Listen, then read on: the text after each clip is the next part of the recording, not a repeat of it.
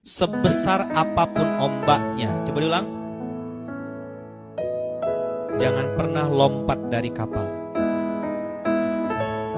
Saya ulang. Buat engkau yang sudah menikah, sebesar apapun ombaknya, jangan pernah lompat dari kapal. Kapal rumah tanggamu itu pasti ada masalahnya.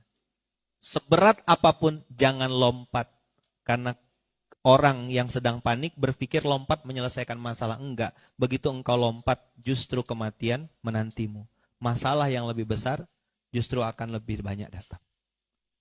Oke? Ada satu iblis yang tugasnya memang cerai. Otaknya cerai. Program kerjanya